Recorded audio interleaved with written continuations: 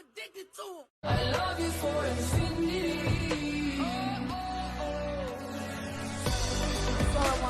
warahmatullahi wabarakatuh. Kembali lagi dengan saya Ma'rifatin Hidayah. Di sini saya akan mempresentasikan hasil diskusi saya tentang memori, sensasi, dan juga persepsi. Latar belakang masalah. Dalam dunia psikologi terdapat berbagai macam sekali cabang-cabang ilmu. Salah satunya adalah psikologi komunikasi. Konsentrasi dari cabang psikologi komunikasi adalah aspek dasarnya, yaitu komunikasi. Salah satunya adalah komunikasi intrapersonal. Komunikasi intrapersonal dalam studi komunikasi merupakan suatu pertukaran dan transformasi pesan yang unik karena dilakukan dari, untuk, dan oleh diri sendiri. Dalam ilmu komunikasi dikenal ungkapan words don't speak but people mean. Artinya, setiap informasi akan diberi makna berbeda oleh orang yang berbeda. Setiap manusia yang mempunyai informasi, mereka akan mengartikan dari satu orang dengan orang yang lainnya pasti juga akan berbeda. Proses ini terjadi dalam diri manusia, yaitu ada 3 komunikasi intrapersonal. Yang pertama yaitu memori, yang kedua yaitu sensasi, dan yang ketiga yaitu persepsi. Yang pertama yaitu memori. Memori dalam kajian psikologi komunikasi menurut Rahmat tahun 2000 yaitu sistem yang sangat berstruktur yang menyebabkan organisme sanggup merekam fakta tentang dunia dan menggunakan pengetahuannya untuk membimbing perilakunya. Proses terjadinya memori yang pertama yaitu encoding atau perekaman, yaitu pencatatan informasi melalui reseptor, indera, dan juga saraf internal baik disengaja maupun tidak disengaja. Kemudian ada penyimpanan atau storage. Dalam fungsi ini, hasil dari persepsi atau learning kita akan disimpulkan dan ditimbulkan kembali jejaknya suatu saat nanti. Dalam proses belajar akan meninggalkan jejak-jejak atau traces dalam jiwa manusia untuk ditimbulkan kembali pada suatu saat jika dibutuhkan. Yang ketiga yaitu pemanggilan atau retrieval atau mengingat lagi, menggunakan informasi yang sudah disimpan. Dalam hal ini bisa ditempuh dengan 2 cara, yaitu to recall atau mengingat kembali dan juga to recognize, yaitu mengenal kembali. Memori adalah stimuli yang telah diberi makna, direkam, dan kemudian disimpan dalam otak manusia. Memori memegang peranan penting dalam proses persepsi karena otak akan merekam stimulus yang ditangkap panca indera, baik sadar maupun tidak sadar. Selanjutnya yaitu model terjadinya memori. Bagaimana ya kira-kira model terjadinya memori? Yang pertama pastinya ada masukan data. Masukan data ini diperoleh dengan cara adanya sensor indrawi. Kemudian memori akan membentuk suatu fakta-fakta dengan melibatkan penyimpanan. Penyimpanan ini bisa lewat long term memory dan juga short term memory. Nah, kemudian setelah itu akan membentuk suatu persepsi di mana memori yang diterima akan diberi makna oleh otak untuk kemudian disimpan dalam memori kita. Kemudian dalam proses memori ini juga melibatkan yang namanya berpikir, yaitu proses pemahaman terhadap realistis atau fakta yang menerpa individu dengan melibatkan logika dan juga aritmatika. Kemudian setelah proses berpikir ini juga ada yang namanya keluaran. Keluaran ini melibatkan yang namanya kontrol atau holding yang akan membimbing seseorang untuk berpikir dan mengolah informasi yang sudah diterima dalam kerangka dan konteks tertentu untuk diungkapkan lewat ekspresi tubuh. Ada 3 teori dalam memori. Yang pertama yaitu teori aus. Teori aus yaitu memori hilang atau memudar karena waktu, seperti layaknya otot manusia yang akan hilang apabila tidak dilatih dengan olahraga. Seperti itu pula, memori akan hilang apabila kita tidak memancingnya kembali dengan to recall dan juga to recognize.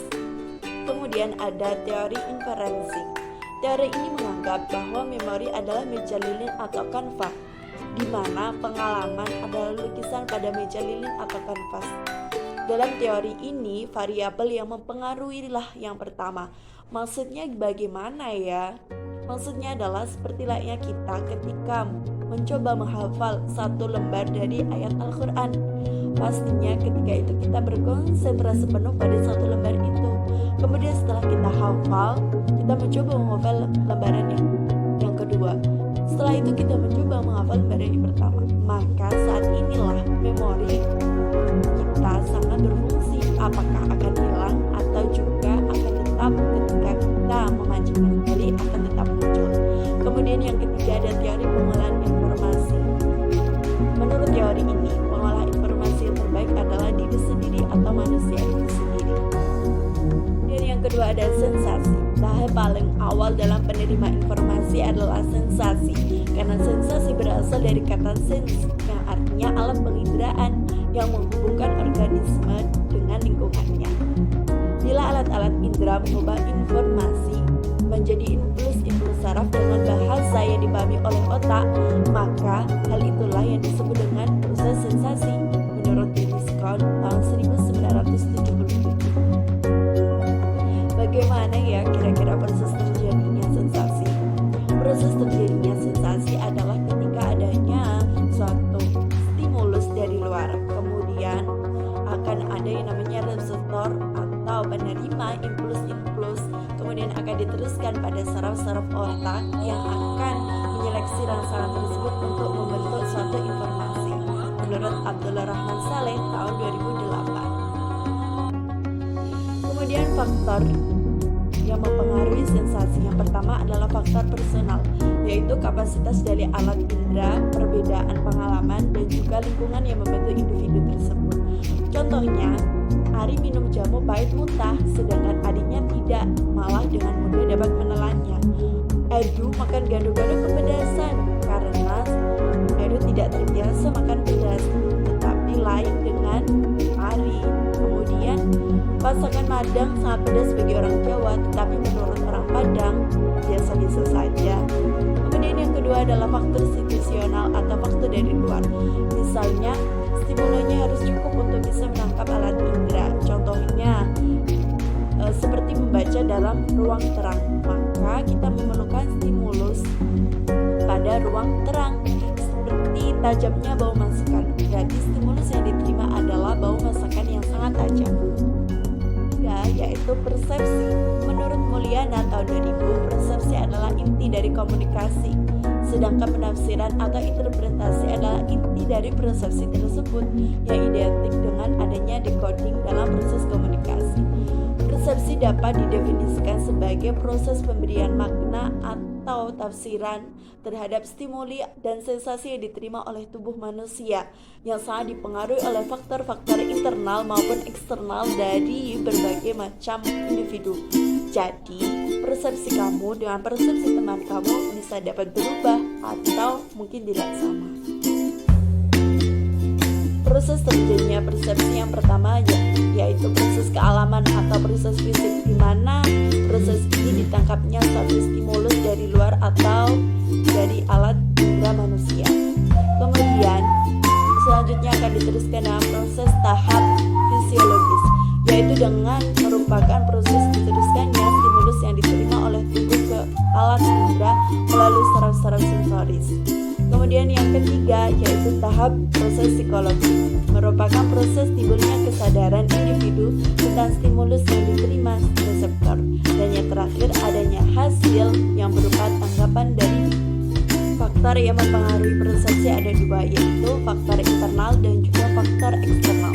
Faktor internal biasanya berupa perasaan, sikap, karakter, perhatian, proses belajar, gangguan kejiwaan, kemudian minat dan juga motivasi. Kemudian sedangkan faktor eksternal yaitu latar belakang keluarga, informasi yang diperoleh, pengetahuan, wawasan, hal-hal baru, atau juga bisa berupa lingkungan. Sekian presentasi dari saya. Apabila ada pertanyaan silakan tulis di kolom komentar. Wassalamualaikum warahmatullahi wabarakatuh.